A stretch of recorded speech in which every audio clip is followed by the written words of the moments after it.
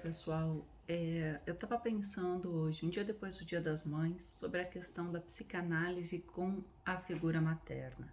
Como que nós pensamos a mãe naquele velho chavão do tudo é culpa da mãe.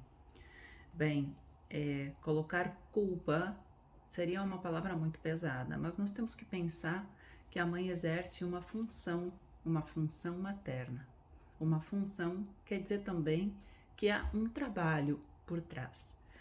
Talvez as nossas gerações, as últimas gerações, não estejam se dando conta ou tendo consciência exata do que isso significa quando nós estamos muito acostumados a atuar, já desde pequenos, numa dimensão de prazer, numa dimensão de pouca renúncia do prazer imediato, como uma busca de satisfação posterior. O que basicamente nós vamos estar ali alinhados com um certo narcisismo infantil. Esperar que as coisas sejam sempre prazerosas é uma fantasia na idade adulta. Por que eu estou trazendo essa fala hoje? Porque eu estou vendo um sofrimento sem fim, tanto das mães com relação à função materna, quanto dos filhos que estão recebendo a função materna vinculada à questão do prazer. Ou o meu filho tem que me dar prazer, ou a maternidade tem que me dar prazer, ou meu filho tem que estar sempre feliz e alegre, e eu tenho que estar sempre feliz e alegre, né? Como mãe, que isso me dê esse retorno, essa retribuição da felicidade e da alegria. Na verdade, a função materna também passa por um trabalho e também passa por capacidades, como a nossa capacidade de amar, como a nossa capacidade de aguentar frustrações, porque nem tudo vão ser rosas. Quem é mãe talvez saiba isso, com quem já conviveu com criança de perto saiba isso de uma forma mais clara, que nos primeiros tempos é ausência de sono, é ausência de tempo, é ausência de prazer. Há muito desprazer na fórmula, há muita sustentação de um atravessamento de frustração e de dor. E isso é uma coisa que é pouco falada, né? Quando a mulher está grávida, normalmente se parte do pressuposto que maravilha, vai ser a coisa mais linda da sua vida. Mas nem sempre se sente dessa forma. Quando não se sente dessa forma, pode vir carregado então com uma culpa muito exagerada, mas pode vir carregado, por exemplo, com uma dificuldade de se vincular a esse bebê. E talvez um dos grandes pontos do grande diagnóstico da depressão pós-parto seja uma dificuldade de se vincular com esse bebê, né? Como o bebê nasceu, eu não o amo imediatamente. Não era suposto que tudo ia ser perfeito depois do nascimento, né? Que já se ia ser um amor automático e um vínculo automático, que as coisas iam fluir, que eu ia saber o que fazer. E não é isso o que nós vemos no dia a dia de uma casa que se está maternando um recém-nascido ou um bebê que vai ser atravessado aí pelos seus primeiros anos de vida, com uma fase muito fusionada com a mãe ainda.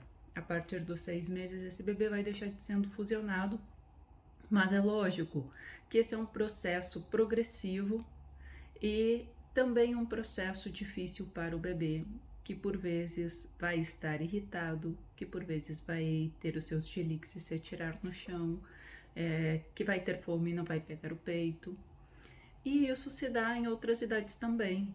E se nós formos para aquela idade entre 6 e 12 anos, que é mais ou menos o nosso descanso, como pais, como mães, né, que a criança está numa fase entre a primeira infância e a adolescência, que é que as coisas vão saltar e ficar mais evidentes de novo, ela acontece isso de uma maneira mais velada, e na adolescência ela é mais aberta.